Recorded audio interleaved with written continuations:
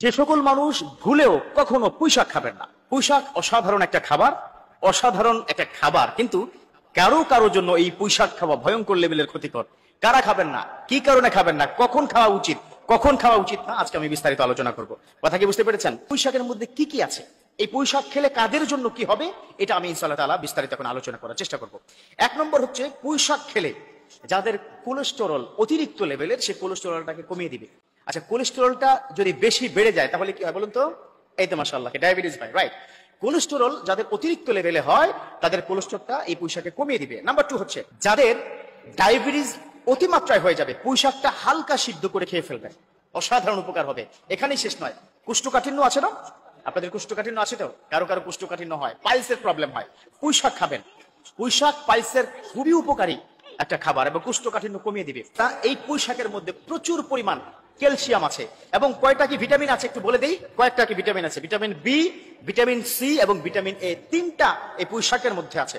এখানেই শেষ নয়, যে পুঁইশাক যদি কেউ রেগুলার খেতে পারে তার স্কিন আর ভাঁজ পড়বে না। মেডিকেল সায়েন্স বলেছে, ওই জার্নালের মধ্যে আমি পেয়েছি, তার স্কিনটা টান টান থাকবে।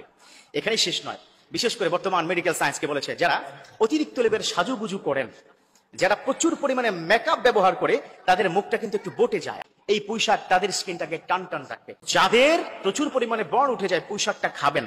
তবে হ্যাঁ, এখানে কিন্তু একটা কথা আছে, ওই যে আমি কিন্তু শুরুতেই বলেছিলাম, যারা অতিরিক্ত লেভেলের অ্যালার্জি বা কারা কারা পুঁইশাক খাবেন না, মারাত্মক ক্ষতিকর। এর মধ্যে 1 নম্বর হচ্ছে, যাদের অতিরিক্ত লেভেলের অ্যালার্জি, বডিতে প্রচুর অ্যালার্জি হয়, তারা কখনোই খবরদার পুঁইশাক খাবেন না, অ্যালার্জিটা বেড়ে যাবে।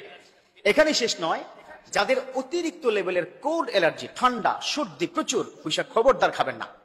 অর্থাৎ পুঁইশাক খাওয়ার ক্ষেত্রেও কিন্তু উপকার আছে, আর পুঁইশাক খাওয়া আবার রেগুলার কন্টিনিউ যারা করবেন তাদের জন্য উপকার আছে, ডায়াবেটিসের উপকার, ক্যান্সারও হবে না।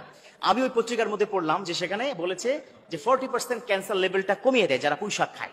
আবার যাদের কোল্ড অ্যালার্জি, যাদের স্কিনের প্রবলেম আছে, যাদের স্কিন অ্যালার্জি আছে এবং এই ধরনের যাদের বেশি পরিমাণে হয়, খবরদার তারা পুঁইশাক খাবেন না।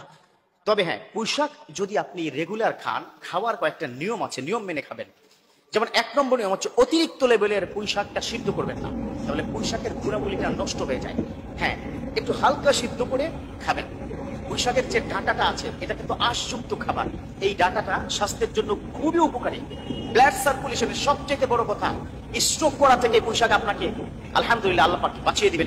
তো আল্লাহ পাক আমাদেরকে এই পুঁইশাকের সঠিক গুণাবলী পাওয়ার তৌফিক দান করুক। বিশেষ করে যাদের প্রচুর allergy, cold allergy, skin allergy, তারা পুঁইশাক খবরদার খবরদার খাবেন না। আল্লাহ পাক আমাদের বোঝার এবং মারা তৌফিক দান করুক।